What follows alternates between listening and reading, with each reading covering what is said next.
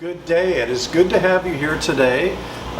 We are on location again on our Back Bay Mission campus, sharing with you a little bit about our Christmas projects here at Back Bay. So Kevin, of course, is behind the camera again, and we are at our kind of mission house where individuals who come to volunteer time from Ohio and Minnesota and Indiana, Kentucky, Connecticut, and Maine, where they come and stay in our bunk rooms. And this is the kitchen behind us, where they come and they cook and they share good food. But today we want to talk a little bit about food. So all food is sacred in the sense, whether it's plant life or animal life, animals sacrificed to feed another being. Ancient traditional societies understood that food is a life force for energy. And they needed to exert significant amounts of energy, whether they were hunting or growing or planting or harvesting. I spent a summer on the Lakota Reservation in Pine Ridge, South Dakota. And I wanted to be there really to learn from those original people, from our indigenous people or Native Americans, especially the Lakota, because they held some really traditional ways of life there.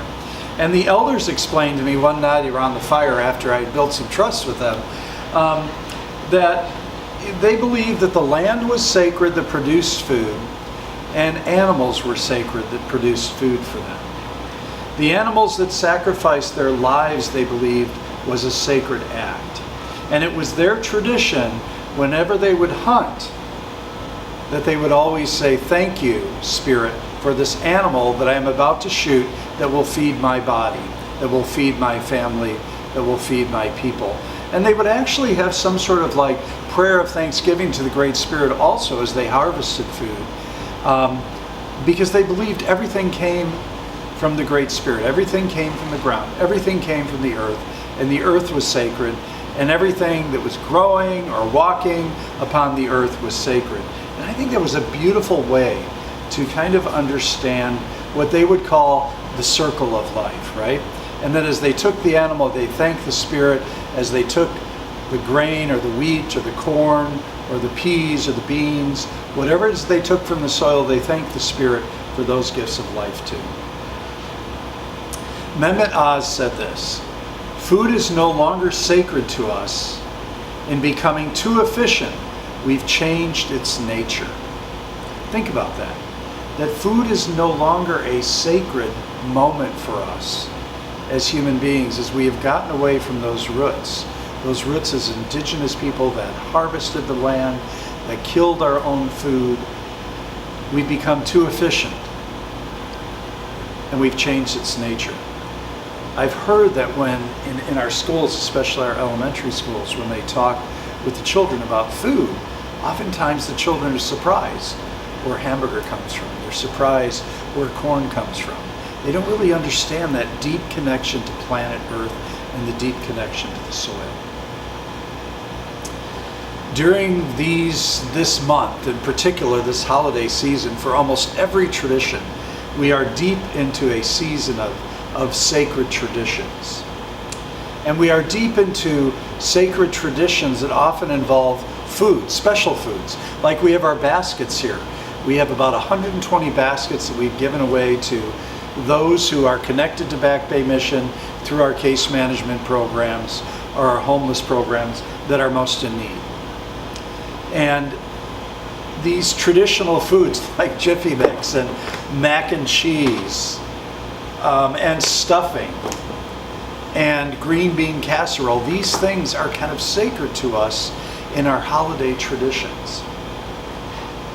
There's also some sacredness during this time of December, because this Tuesday, tomorrow, is the longest night of the year. It's considered the winter solstice. And we have that really deep darkness, and we had as little light as possible. Religious and secular practices call our attention to winter solstice. I can remember back when I lived in Minnesota during this time of lots of snow, there were a group of us that would gather in a park, and we would build a big fire and we would dance around the fire. We kind of got back to our roots, and we would beat drums and we would play musical instruments, And we would dance around that fire on the winter solstice for hours and just celebrate the return of light. Also, there's the season of Hanukkah. Hanukkah reminds us of the olive oil that never runs dry for 8 days. There's the transformative fires of the Yule. There's the first fruits and the 7 principles of Kwanzaa. And then amid all of this, for those who follow the Christian path, there's Christ, who is born amid animals, on straw, in a manger, and a cosmic star in the sky. All beautiful and sacred moments and traditions. But the common thread, I think, that ties these sacred traditions together, beyond prayer, beyond candles, beyond the stories, is the gathering of family and friends, always with celebrations of special foods. And so today I'd like you to think about that, especially with our friends who may be homeless or living in poverty, those who will receive these baskets. Remember the gift of gathering with friends, with your family of birth, your family of choice. Sometimes people eat alone. I would encourage you to find somebody who may be eating alone in your neighborhood, in your town, and invite them to your sacred table. Remember that this food that we eat is sacred. It comes from the earth. Remember that the relationships that surround you at the table, whether they be family, family of choice, family of birth, or whether it's just you, that you yourself and these individuals are sacred and these relationships are sacred. Remember that the animals in our household are sacred, our dogs, our cats, and even sometimes those annoying cockroaches and other bugs, right? They are sacred because they're a part of the cycle of life. Just a few years ago, I attended an intentional eating dinner with someone who became and has become a very dear friend of mine. The meal took 4 hours. We literally felt the food.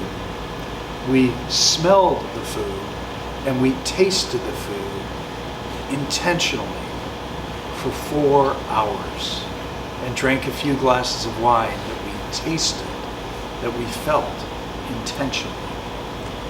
I think that's a beautiful message for us today as we're surrounded by these baskets, as next week we'll also be giving out about 75 backpacks with some easy food items, with gloves, with scarves for our friends who are walking without homes on our soil here in Biloxi, because they are sacred and we are sacred community together.